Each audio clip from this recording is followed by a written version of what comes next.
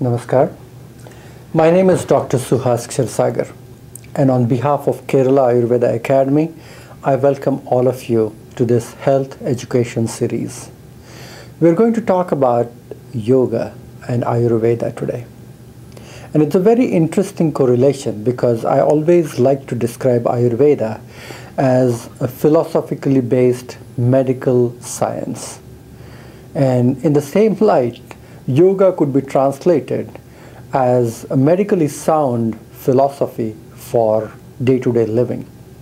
When I hear some of my students and patients talk about that, I'm going to yoga or I'm going to do yoga, I think you don't go to yoga. You live in a yogic state of mind. You live a yogic lifestyle. And that's exactly what Ayurveda and yoga is all about. These are both sister sciences. We call them sister sciences because they come from the same root source of Vedic body of knowledge. Ayurveda is a subsect of Atharva Veda, and yoga is one of the part of darshanas. The word darshana simply means a point of view, or a viewpoint, or a philosophy of life. So there are Shad Darshanas, 6 darshanas, and Yoga Darshan is one of the part of the 6 philosophies about health and well-being. What is so unique about yoga is it is a way of life. More importantly, it is the first and the most important primary tool for attaining spiritual growth and liberation. And when we talk about spiritual liberation, we talk about our journey towards enlightenment. Yoga is a primary tool.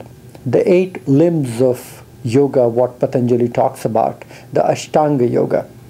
It talks about yama, niyam, asana, pranayam, pratyahar, dharana, dhyan, and samadhi.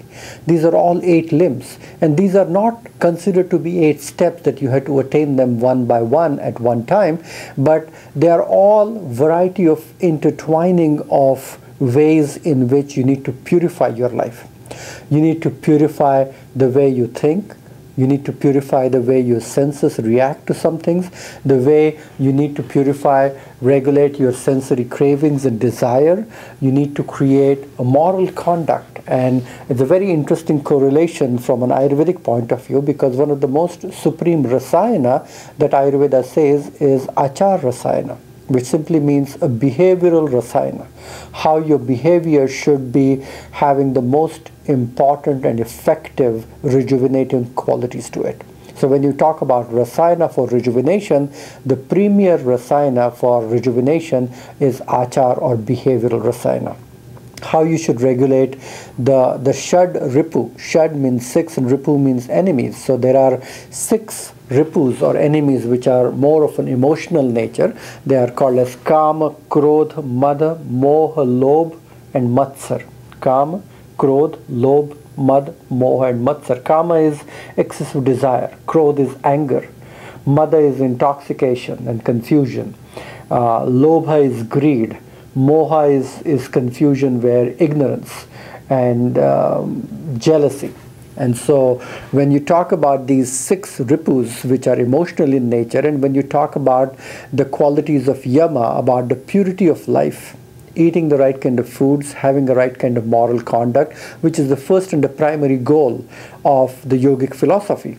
And then you start purifying your body by integrating the right and left, the hot and cold, the masculine and the feminine aspect of the physiology, which is divided like yin and yang, sun and moon, Ida and Pingala. The word Hatha Yoga simply means the right and left qualities of the body. So when you talk about asana as one of the most important aspect of yoga, as Hatha Yoga, it is regulating the sun and moon. It is regulating the masculine and the feminine side. Everything goes into these perfect division of your right and left. Your body is a perfect division of the right and left. There's very little difference between a man and women. All the physical structures, the hormones, molecules, chemicals, everything is same in a man and women. One little chromosome here and there, you have to start going in different places. But it is very important from a yogic point of view how you can realign your sun and moon, your hot and cold forces in the body. And that's why when you do yogic exercises, they are all done in sync. You do the right side exercise, it stimulates the left hemispheric functioning of your brain. You do something on the left hand and it stimulates the right hemispheric functioning of the brain. So the sensory faculties, the hands, feet, eyes, ears, nose, they're all paired organs. And one of the sutras in Patanjali says, Tato dvandvan abhigataha. You need to seize the frictions of the opposites, and that's the purpose of yoga, in which the way you do the asanas and postures. We don't really believe in doing the asanas just for maintaining weight or losing weight. It is for harmonizing, aligning your core component which aligns through the spine. It's a wonderful saying in yoga, you are as old as your spine is. And that's a wonderful quality to understanding that how your cervical spine, how your thoracic spine, how your lumbar spine is functioning, because everything which originates from the spinal nerves, all the nervous system, all the organs and the organ systems which are correlated through these spinal nerves are regulated how flexible your spine is and how well you can address the whole skeletal function of your physiology and allow the microcirculatory channels through which the energy, intelligence, and the intelligence of the nature flows through that. We call it as nadis. So there's a very simple way of yogic way of understanding, looking at our body very differently.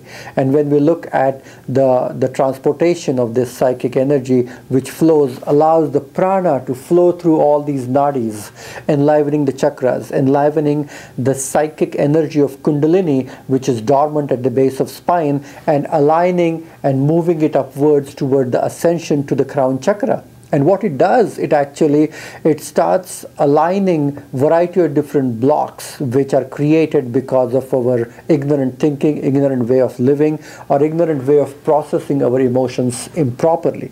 And when the things start clearing up through the postures, through pranayama. And I think it's one of the most effective techniques, because breath is the biggest tool for detoxification and cleansing. And when you are aligning your breath and your breathing, alternate nostril breathing, and all the 8 different types of pranayamas which we are doing during a yoga session as such, they are all aligning this psychic energy and invoking the inner intelligence of the body. So when we talk about a yogic purification which happens through doing yogasana on a regular basis, doing pranayama on a regular basis, using samadhi as a contemplation, as a dhyana, your ability to meditate. Because whenever you are withdrawing your senses and closing your eyes when you meditate, there is about 30 years of documented research how powerful meditation could be for creating a positive aspect, about positive affirmations in your life, creating restful alertness, regulating the functioning and the core component of your cortisol regulations, all the neurohormonal balance in the body which is achieved during a meditation practice. There is volumes of research which is published on the effect on the skin resistance, on the homeostatic regulation of the body, production of the anti-aging hormones like DHEA. So there is so much of research which is published on asanas as well as pranayama as well as samadhi, which is meditation.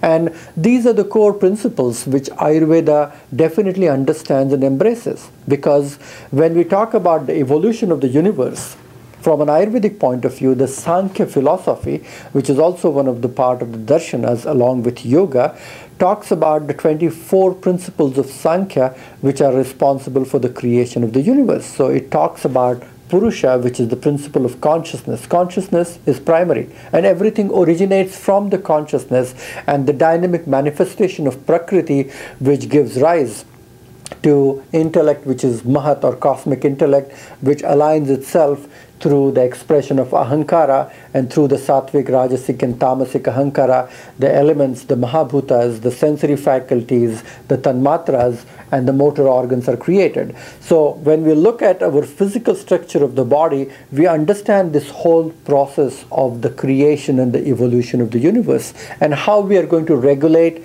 our mental faculties, how we are going to purify the sthula mala, the grosser impurities of the body, through asanas, and the sukshma mala, or the fine impurities in our mind and the senses, through variety of different yogic techniques like pranayama. or even yama or niyama. So when the subtle as well as the grosser impurities are cleansed and purged out through the system, the body becomes really filled with a complete different dimension of light and energy. And you actually use these three principles with which everything is created: consciousness, matter, and energy. And that consciousness which aligns the energy and creates the right formation of the matter, which creates the sustained functioning of your body, which attains a very different dimension. And the reason, as we are on this path of evolution, it transcends the limitations of our sensory faculties. We are not confined to little tiny capacities what our senses have. We are connecting with something what is called as Ano Raniyan, Mahato Mahiyan, which is smaller than the smallest, bigger than the biggest.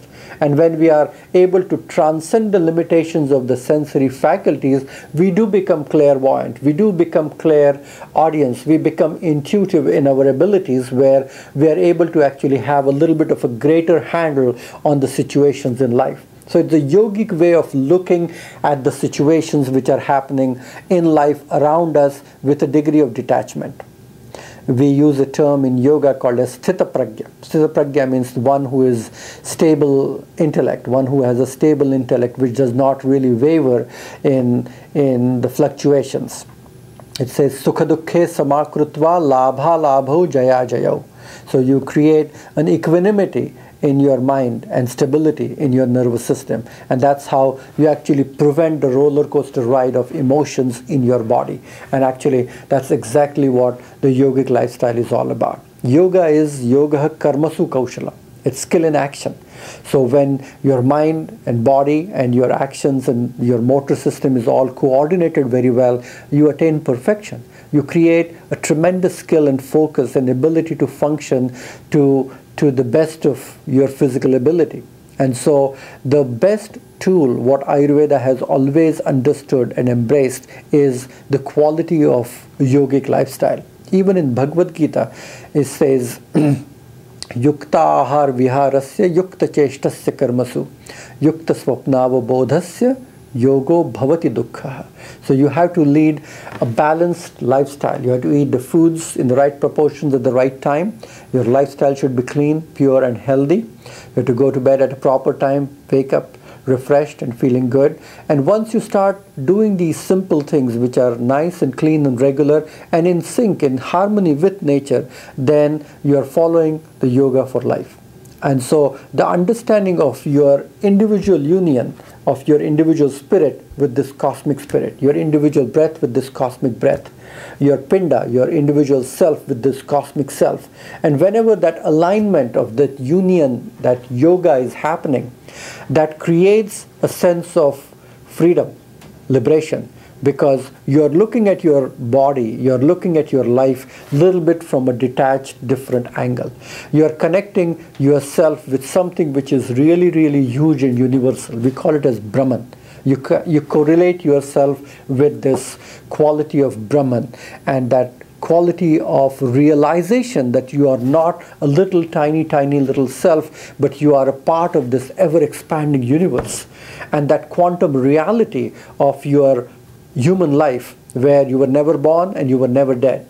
That realization that you were always alive and you are a part of this huge recycling which is going on, and you are aligning yourself with this huge ocean of consciousness. And that awareness itself is the journey of enlightenment. And that enlightenment, or that journey of evolution and enlightenment, is definitely what yoga and Ayurveda is all about. It allows you to attain a real different dimension of perfection and a total harmony with your natural self. Thank you.